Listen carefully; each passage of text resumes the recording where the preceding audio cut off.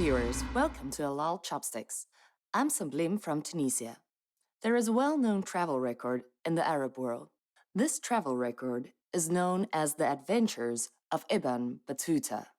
In this book, Ibn Battuta mentions a famous Chinese city. The city that he refers to is Quanzhou City, Fujian Province. I am here now and will show you the culture of the city mentioned by Ibn Battuta. What kind of city is Quanzhou? Why is it so closely related to the Arab civilization? Answers to these questions can be found from Quanzhou delicacies. So today, we get to enjoy Quanzhou's delicious food. Let's get started now. Quanzhou, located in the south of Fujian Province, China, is a rich coastal city. It is part of Fujian's Golden Triangle, together with Jiangzhou and Xiamen. In Quanzhou, you can smell the salty sea breeze in the air. It acts as a guide to find the most delicious seafood.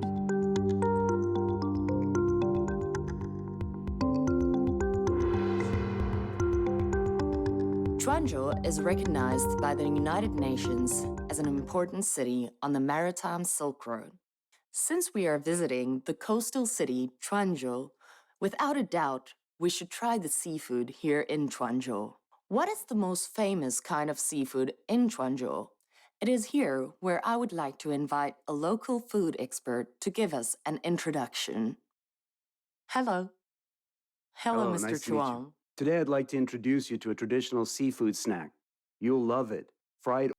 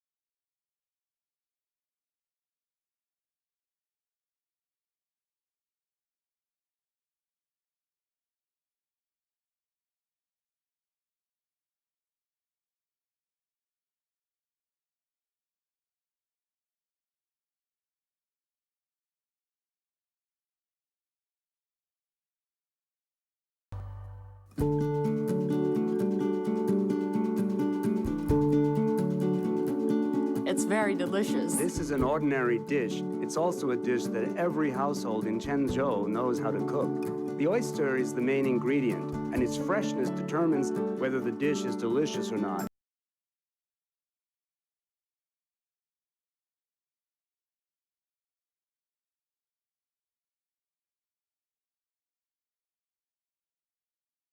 Flavors in this dish comes from the sea oysters and the sweet potatoes. This dish is basically a combination of ocean and land. This amazing blend of flavors is rooted in the beautiful Quanzhou and incorporates spiritual traits of the Arab nation. When Arab ancestors set foot in Quanzhou, the question is, and this is what I want to ask you, is what kind of mark did the Arab ancestors leave? I know there is such a place in Quanzhou, where there are many special Arab historical relics. Let's go and have a look. The first place that has ties to Arab civilization is Shumpu village in Quanzhou. It is an ancient fishing village with a history spanning thousands of years. The villagers in Shumpu village in Quanzhou have been fishing for generations. They built the Mazu temple in the village to worship the sea god and pray for safety at sea. For fishermen in Chungpu village, men go fishing during the day, while the women are busy at home. They meticulously remove oyster shells one by one to get out the plump and delicious oyster flesh, which is the main ingredient of the exquisite fried oyster that we ate earlier. The large number of leftover oyster shells are used by smart villagers as a construction tool to build walls and houses and ensure a safe environment. Houses built in this way regulates temperature that ensures that they are warm in winter and cold in the summer. The people in Quanzhou call these types of houses oyster shell houses. Women living in such houses in Chumpu village all wear beautiful ornaments on their heads. Such ornaments are known as circled hairpins. They were introduced by Pu Shaogang, an Arab businessman in the Southern Song dynasty. The local villagers also claim to be descendants of Pu Shaogang. According to the historical records, over the centuries in the Song, Yuan, and Ming dynasties of China, Quanzhou was the largest oriental port-in for traders from the Middle East. Thousands of Arabs and Persians came to do business, work, and live in Quanzhou, effectively leaving a lot of historical relics here. Such historical relics can still be seen everywhere in and around the city of Quanzhou. Among these historical relics, the most representative one of them all is a temple, the Qingqing Temple. Qingqing Temple of Quanzhou is the oldest existing mosque in China, and its historical construction can be traced back to 1009 AD.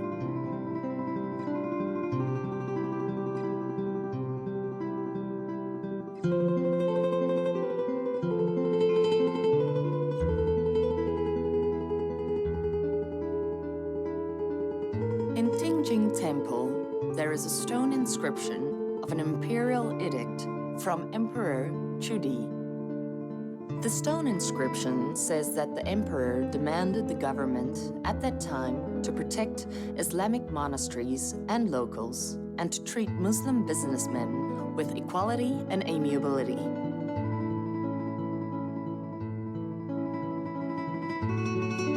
There are many Arabic inscriptions in the Qingqing Temple, but the Quanzhou Overseas Transportation History Museum owns the largest number of Arab cultural relics in Quanzhou. Now we are at the Quanzhou Overseas Transportation History Museum, which is the most famous museum in the city. On the second floor of the museum, there is a special exhibition hall of Arab Persians in Quanzhou. Here we see more Arabic tombstones and stone coffins from ancient Quanzhou. Many of these tombstones are engraved in both Chinese and Arabic. Hello, Miss Wan. Hello. The question I have for you, and what I wonder is, what kind of trade the Arabs did after arriving in Quanzhou city via the maritime Silk Road? Well, actually, according to literary records, some of the goods they brought were local products from the Middle East West Asia region. The greatest number of goods were likely medicines and spices. From ancient literature and maritime wrecks, we can see that they were engaged in very large-scale spice trading in Quanzhou. A profound impact of this trade was that they intermarried with locals and lived together generation after generation. Therefore, Quanzhou people and Arabs have a very long tradition with each other. It's very special. I didn't expect there'd be such a long and deep history of interaction and integration between Arabs and the people of Quanzhou in the ancient times. A story such as this one, just like the fried oyster I just tasted in the restaurant, leaves a lasting flavor and keeps you wanting more. But our exploration of Quanzhou's delicacies is luckily not over yet. There are still many more wonderful things to discover in and around Quanzhou. We just tasted fried oyster. Now let's try the second dish. We will go visit a famous street in Quanzhou called West Street. What delicious dish is there on West Street? Let's go and have a look together.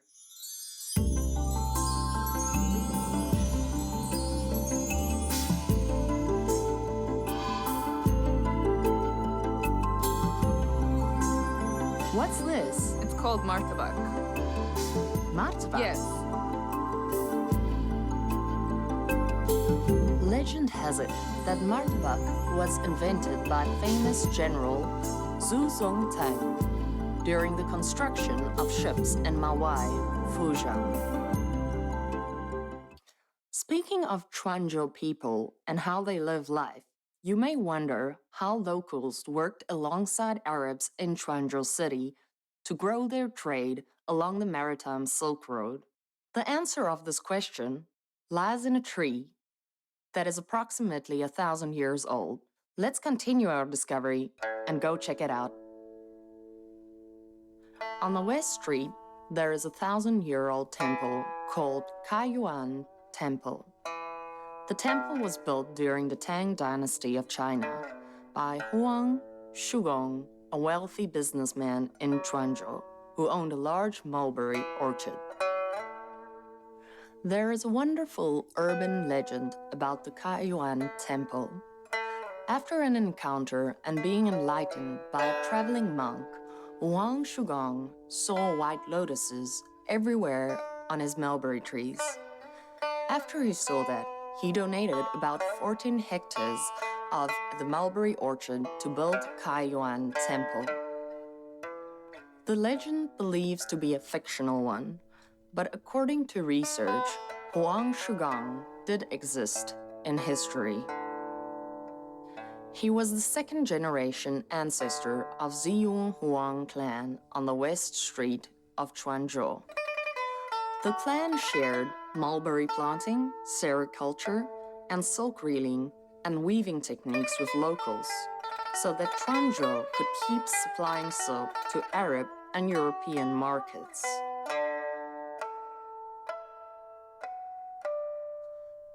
This was a great contribution to the prosperity of Quanzhou as a link to the maritime Silk Road.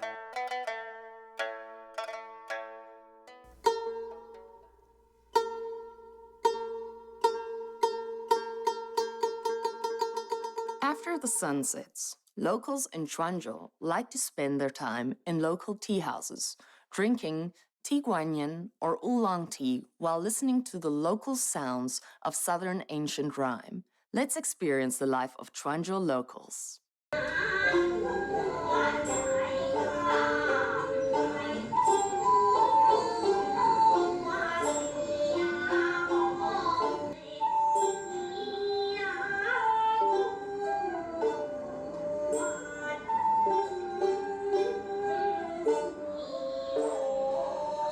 How long have you been practicing Southern ancient rhyme? Me? It has been a really long time. I started practicing very early when I was in my mother's belly. The music for my prenatal education was Southern ancient rhyme. According to Ms. Wan, Southern ancient rhyme originated in the Tang Dynasty. The Southern ancient rhyme has survived the changes of times and still exists today. This ancient form of Southern ancient rhyme has been preserved, touching the hearts of audiences locally and abroad, even yet today. The pipa instrument is usually held horizontally and is played by hand while handling pipa picks. It's very close to oud, an Arabic musical instrument. The Quanzhou government applied the Southern ancient rhyme to the United Nations as one of the masterpieces of oral and intangible heritage of humanity. Now it has been successfully approved.